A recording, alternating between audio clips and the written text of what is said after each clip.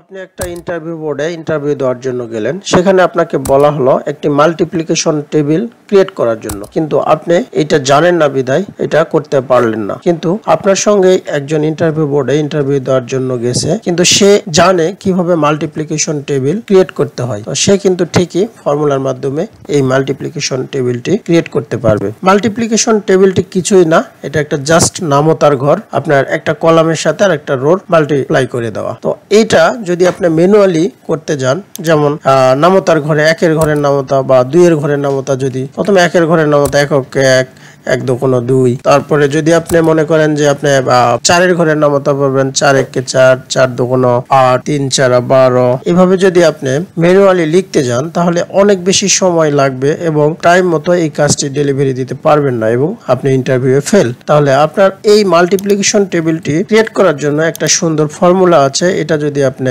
Apply করেন তাহলে এই কাজটি 1 সেকেন্ডের মধ্যে করতে পারবেন। তো এই কাজটি আমরা আজকে করে দেখাবো কিভাবে মাল্টিপ্লিকেশন টেবিলটি ক্রিয়েট করা যায়। তো এই কাজটি করার জন্য প্রথমে আপনাকে যেটা করতে হবে, এই যে টেবিলটি দেওয়া হবে এই টেবিলটি আপনাকে সিলেক্ট করতে হবে। সিলেক্ট করার পরে ইকুয়াল চাপ দিতে হবে। ইকুয়াল চাপ দেওয়ার পরে রো লিখতে হবে, এই যে রো, তারপরে ব্র্যাকেট ক্লোজ করে একটা গুণ চিহ্ন দিতে হবে। গুণ চিহ্ন দেওয়ার পরে কলাম লিখতে হবে, এই যে কলাম এসেছে, তারপরে ব্র্যাকেট ক্লোজ করতে হবে। ক্লোজ করার পরে জাস্ট কন্ট্রোল এন্টার চাপ দিবেন। আশা করি আপনারা পারবেন। দেখেন মাল্টিপ্লিকেশন টেবিল হয়ে গেছে। আপনি যদি চান যে এখন 15 ঘরের আপনি নামতা পড়বেন, তাহলে এই যে 15 ঘরে যান, 15 কে 15, 15 দোকানো 30, 3 15 45, 4 15 60, 5 15 75। আপনি 1 থেকে শুরু করে 20 পর্যন্ত যে কোনো ঘরের নামতা আপনি বলতে পারবেন। তো এইটাই হচ্ছে মাল্টিপ্লিকেশন টেবিল।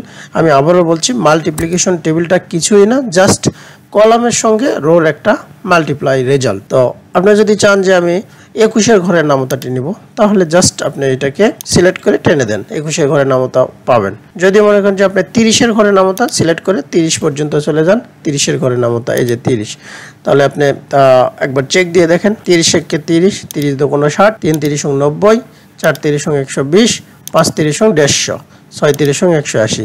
কত সুন্দর মিলে যাচ্ছে।